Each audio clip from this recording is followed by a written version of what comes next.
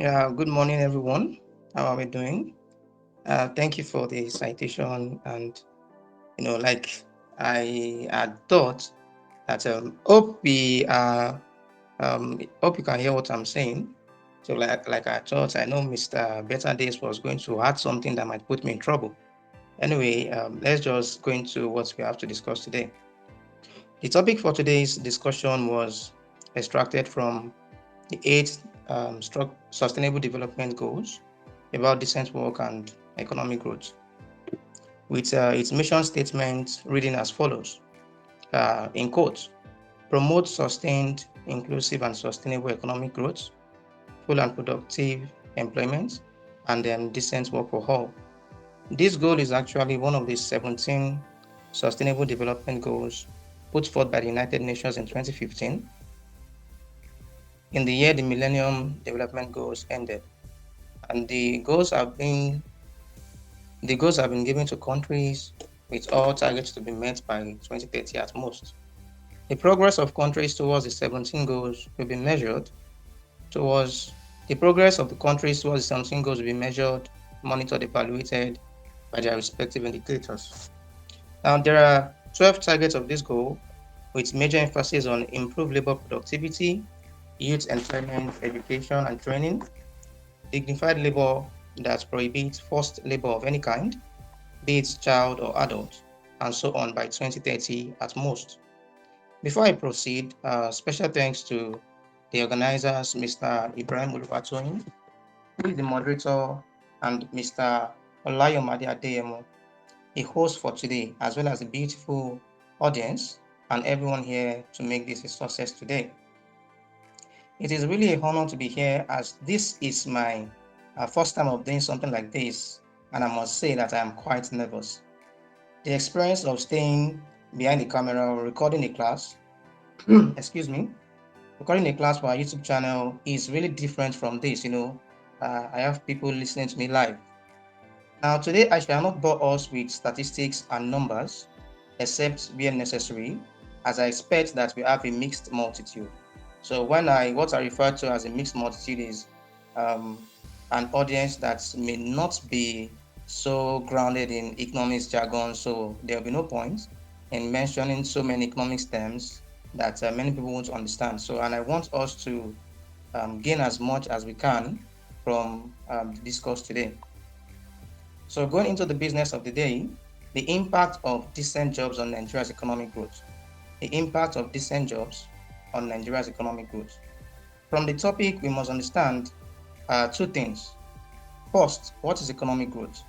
And two, what is a decent job? So I'm going to start with economic growth before I then go back to what a decent job is. Now, economic growth is just an increase in a country's output compared to a previous period adjusted for inflation. Now, the reason why I prefer using adjusted for inflation is because I prefer to measure economic growth in real terms. And then when we talk about real terms, we are talking about after removing the changes that have occurred to prices, the increase in prices, the increase in price level, and so on and so forth. There are times that an economy could be seen as growing, but may not really be growing. So what may just be happening may be an increase in the price level, that is, inflation rate is going up, and then you think the economy is doing well. I'm going to let us understand that as I move along. So when we combine the monetary value of what everyone, every business, every company, industry, uh, etc. produces in a country in a given year, we arrive at what economists call GDP, that is the gross domestic product. Now, for technical accuracy, there are three broad ways of calculating the GDP, but let us leave that to the economists. Comparing the GDP of two different periods, we tell if there has been an economic growth or not. For instance, Nigeria's GDP in 2020 was $432.3 billion. In 2019, it was $448.1 billion, which means that Nigeria recorded a year-on-year negative GDP growth of 3.65%.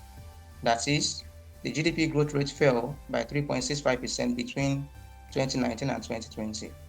Now, for us to better understand what growth is, so we don't have the GDP value for 2021 yet, I mean the entire 2021 because the year hasn't ended, obviously. So, but let us assume that after 2021, that Nigeria was able to record a GDP of, let me say, $500 billion. Now, recall that in 2020, Nigeria's GDP was $432.3 billion. So, if in 2021 we have $500 billion, and in 2020 we had $432.3 billion, so what we just have to do is to do a subtraction. I think that is going to give us around $67 billion, right?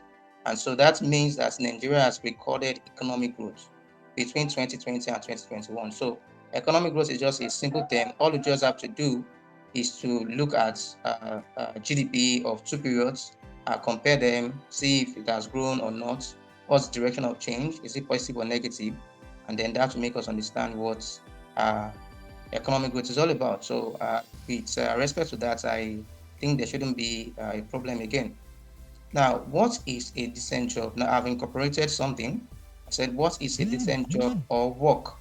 All right, so we are looking at what's a decent job or what's a decent work. According to International Labour Organization, the ILO, a decent work is defined as productive work for women and men in conditions of freedom. I want us to be noting these things: equity, that is fairness; security, that is welfare and work safety; and human dignity, that is respect. Breaking it down, I hope I'm not too fast for you. Breaking it down, a decent job or work has the following features. Number one, it pays a fair income. Number two, it guarantees a secure form of employment and safe working conditions. Number three, it ensures equal opportunities and treatment for all.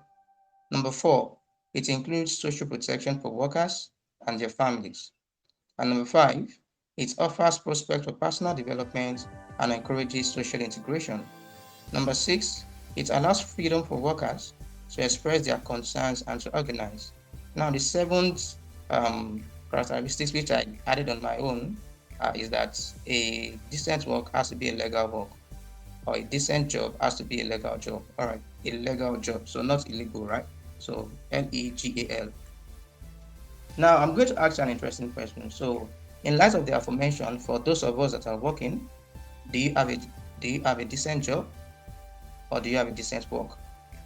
And for those of us that are running businesses, so I'm asking you now, do you run a decent business? Now, if you seem not to understand, or maybe you were not paying attention to what the parameters that we use to evaluate what a decent work or a decent business is, so I'm going to go over them again for you to listen carefully. All right. So now let's go back to what a decent job is. I mentioned earlier that according to the International Labour Organization, ILO, a decent work is defined as productive work for women and men in conditions of freedom, equity, that is fairness; security, that is welfare and work safety; and human dignity, that is respect. And I said, breaking it down, a decent job or work has the following features. Number one, it pays a fair income. So where you are working right now, are you earning a fair income? Based on your skill sets, are you earning a fair income? This is one of the parameters for you to know if you are operating, if you are on a decent work or not. And for you that are running businesses, are you paying a fair income to your workers? Are you paying fair wages and salaries to your workers? Do they feel cheated after you pay them? And so on and so forth. Now, number two, a decent work is the kind of work that guarantees a secure form of employment and safe working conditions. So, as an employee, if you're an employee, I believe here we may be having a lot of students, so which means you are not an employee yet. Okay, but over time you might be an employee, and with the way that the world is revolving anyway, might actually be an employee working for an online organization. So the world is getting, the world is moving very fast than we can think. All right. So number two, I was saying that a decent work guarantees a secure form of employment and safe working conditions. So where you are working, is your job secure? Do you have a kind of job? Do you have a kind of work where your boss threatens you every now and then with a job insecurity? Like, if you do something little, I'm going to sack you. I'm going to fire you. Is that the kind of work that you are doing? Is that the kind of workplace that you are going to? And as a business person, as a, Mr. Andy, okay, thank you. And as a business person, um, do you offer safe work conditions to your employees? I think someone's mic is not mute, so I'm being interrupted by a kind of noise. Mr. Andy, please. Okay, thank you. Um, all right. So as an employer, your place of work, does it adhere? Is it a safe environment for your people to work? Are you sure it is really a safe environment for your people to work? Okay, I can see that Mr. Andy Okun wants to speak. All right, you can speak.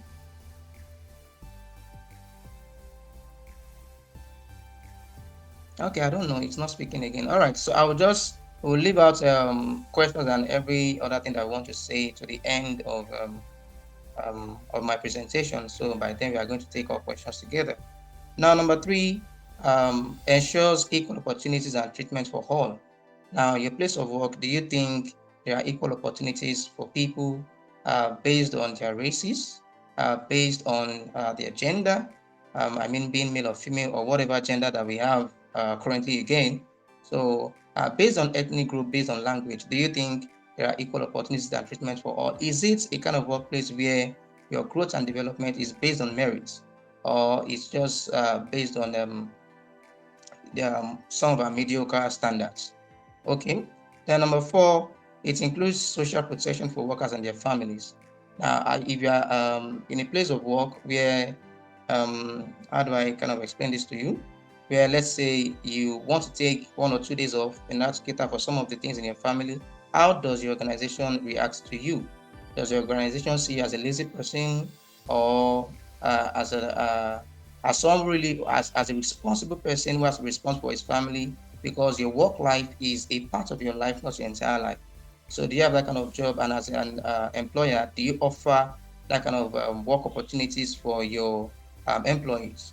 Number five, a decent work offers prospects for personal development and encourages social integration. After my work, and sometimes we go to work prior to the time that we are going to resume. Okay, I think I'd gained admission then, but with UI's calendar pretty late in resuming. So there's a wide disparity between the date you got the admission and the date that you are actually resuming. Some people may even think that you've been lying about your admission. All right.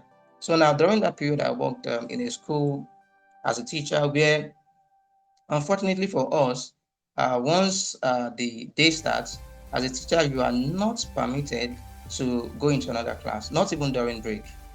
You understand? So you are meant to be in your class, sit down in your class, whether you are doing anything or not, sit in your class till closing.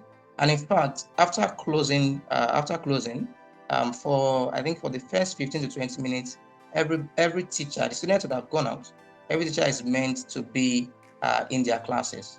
So like I didn't understand what brought about that kind of policy, but there was just no kind of the school was not trying to encourage a kind of interaction between the teachers. I don't know what the school was afraid of, because if your organization is good enough, I don't think you should be afraid of people communicating. Human beings are social beings, right? So that privilege should not be taken away. So I should, out of 24 days, out of 24 hours a day, so why should I be trapped in a class for, like, let's say 12 hours, and you are not able to communicate I think, is it 12, 8 hours, 8 to 9 hours, and you are not able to communicate with your fellow employees, not on anything. You just don't have to be seen together. So, and that's serious. So it's like a modern prison. So is your workplace like that? Are you where you can communicate with people as well? Then does it offer room for personal development? Is there anything like on-the-job training for you at your place of work as an employer? Do you offer on-the-job training for your workers? Or if there is a skill set that they need to have and they don't have, what you just do is to fire them and employ a younger blood that you are going to pay a cheaper wage to take over. Is that the kind of work environment that you are promoting? So do you allow for workshops, travels, seminars, conferences, for your or any kind of training for your workers as and when due? And as a worker, do you enjoy these benefits? And do you also um, if you tell your employer, for example, that you want to attend a workshop or a conference, how does the person feel? Does the person feel like it's a waste of time, that time you ought to be at work producing maybe a good or service is being wasted because you are going to a place that he doesn't really understand? So is that the kind of workplace that you are? And sometimes there are employers that may feel insecure that okay, if we should allow you to go and get some training on your own, a kind of self-development, your skill sets then becomes more or higher than what is required to maintain this current job. So they think that you will soon leave the organization just because you say that you want to go and train yourself, you want to add more skills and so on. It's not bad to be qualified, and as a good employer, if your worker is overqualified, you are supposed to offer the worker a better role in your organization. And if there are no better roles in your organization, you should be great to wish the person well in his or subsequent endeavors in other organizations. So it shouldn't be a big deal, for someone to seek personal development. Everybody wants to grow. In fact, today we are talking about economic growth, right? Meaning that we want the country to grow. And how will the country grow if people don't grow? So people are very important in what makes a country grow. And if you are not allowing the people to grow, so how will the country grow? You understand? So these are the things that you have to look into to know if you are on a decent work, if you have a decent work or a decent job or not. Okay, and then number 6, a decent work allows freedom for workers to express their concerns and to organize. So are you at a place of work where your voice counts, where if you are dissatisfied about something, you can approach the management and then voice out your concerns. If you have an opinion on how to make things better, maybe a better work process, a better way to relate with clients and so on and so on, or a better way to just get something done. Do you have a listening here? It doesn't matter if you are the cleaner, if you are the gate man. I don't think there's anybody there, but if you are here and you have to respect yourself, that's a lot. It's not easy, At least you are not going to steal, you're not going to rob, you are trying to do something great for yourself. Okay. So if it doesn't matter your position, if you have something valuable to add to the company, do you have a management that listens to you? And as an employer, do you promote an environment where everybody or anyone in the organization that has a valuable contribution can approach you and tender their contributions? Is that the kind of environment you promote, or you're just this kind of dictator kind of person? It is what you say, you are the only one, it's your company anyway, so there's a standardized way of doing things, and then everybody just has to follow it, and whatever anybody is bringing in doesn't matter. Okay, so is that the kind of environment that you are? Then we're also talking about voicing their concerns and organize. Now, if the employees are not satisfied with the organization, are you promoting an environment where they can come together as a team? At least if it's not easy to listen to the voice of one person, um, how about listening to the voice of a group of people? Now, for people to come together to express their discontent or dissatisfaction with an establishment, that means there is a kind of treatment that is general and that they do not want. All right. So, do you have an environment that helps them to come together as a group to voice their discontent or any thing that they may have against the organization, and know that they are going to be listened to? And then the seventh one that I said is that for a work to be decent, it has to be a legal work. Now, legal work in the sense that it has to be a kind of work that is not off the face of the government. That is, it is a kind of work that is being reported to the government, and it's a kind of work that taxes are paid where necessary, because government does not have money. If that is what everybody wants to know, government raises money from tax revenues and from borrowing. Now, if the government borrows, what is still going to happen is that government gets to pay back these loans from tax revenues. All right, so we have Nigeria as a country has crude oil, whatever, this and that, and so on and so forth. Government still generates a lot of money from tax revenues of companies that are involved in the onshore, offshore projects and activities of oil here and there every now and then. Now, that doesn't mean that government doesn't have their own businesses, right? So if you go to a place like Lagos, for example, we have BRT. I don't know if they still have it now. we have BRT buses, which is kind of a direct government investment and so on and so forth. So, but I'm just trying to establish the fact that in providing infrastructures, in making lives better, many of us run abroad, okay, because things are better there. It's because their taxes are working. People see what their taxes are being used for. So they have a kind of work where you don't shy away from paying taxes. I know this country is complex though. Yeah, this country is complex. Like people don't pay taxes sometimes because they don't see what the money is being used for. But there are so many things wrong with this country, you know. But I'm just trying to like narrow everything down to what a decent job should be. Now, so from the aforementioned, so I ask you the question again: are you on a decent job? Do you have a decent work? And as an employer, um, uh, do you promote decent work? Do you offer your employees decent work? Okay, let's leave that aside. We've been talking about decent work, but there's a bigger problem in Nigeria, which is are there even work at all? Is there work at all? Let me put it that way.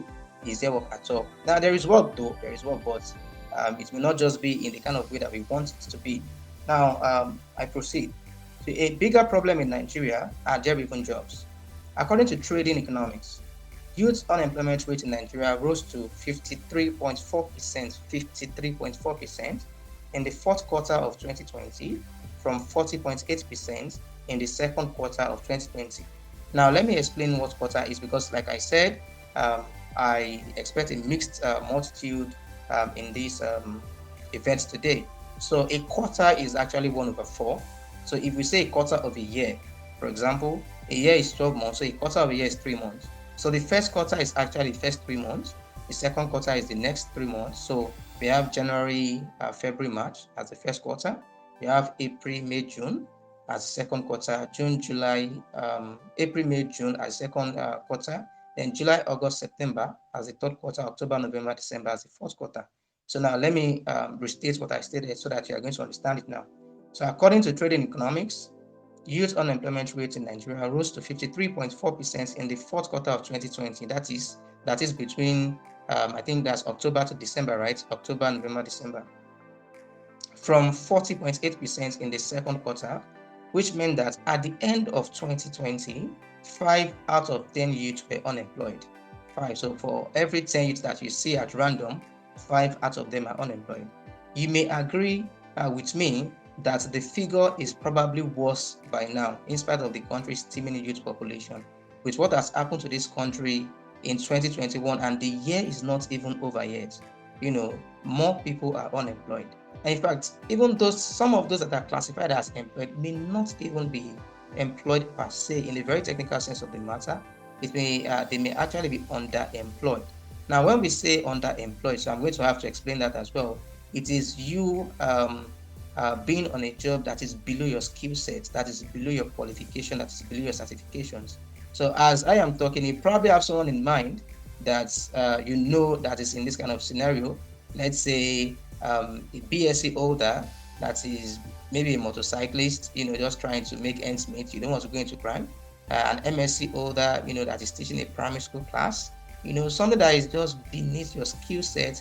If you had known that, okay, you were going to be a primary school teacher anyway, then why go for MSc? It's not necessary, So that is what I'm trying to say when I say underemployed. Now, continuing, according to an article published on the 21st of September 2021 on Business Day NG, it is projected that Nigeria's unemployment rate by the end of 2021 would hit 40%.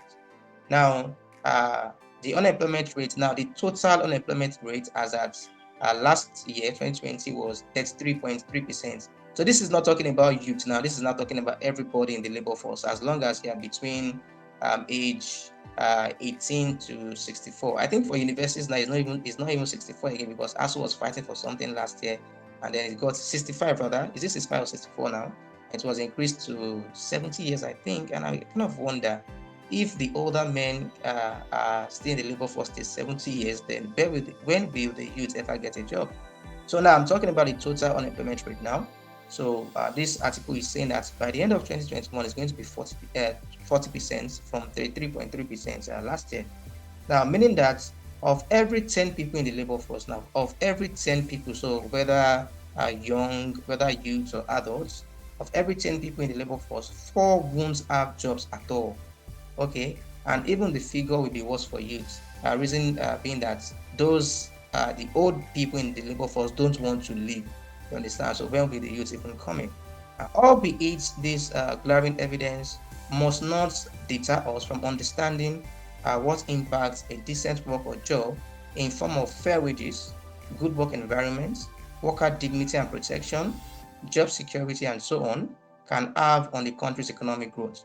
In fact, the understanding of this is key at this point of Nigeria's history. So now what I'm trying to say is that we have a lot of bad things happening, but then that should not deter us from understanding the impact of having decent work on the economic growth of this country. Now, a country where there are job opportunities and work is decent, where workers feel worthy, where workers are respected and not just another tool for production, where workers are treated fairly, where workers earn fair wages and salaries as and when due, where workers have a voice that matters, and so on, will lead to greater productivity. Now, according to Bill Hewlett, founder of Hewlett-Packard, that's maker of HP laptop, Hewlett-Packard. Hewlett being spelled as Hewlett and Packard Packard. He said, and I quote, "Men and women want to do a good job. If they are provided a proper environment, they will do so." You can imagine. So this is coming from the boss of a very big organization. Let me say it again. Men and women want to do a good job. If they are provided a proper environment, they will do so. So decent work will not just promote worker productivity. So talking about worker productivity, just saying that an increase in the output that a worker is producing with the present amount of resources that you give to the worker. All right. So decent work will not just promote worker productivity, it will spur ideas, innovation, and invention because workers derive satisfaction and joy from going to work. This will lead to greater output. And recall that I was saying that economic growth is about increasing the nation's output, right? Okay.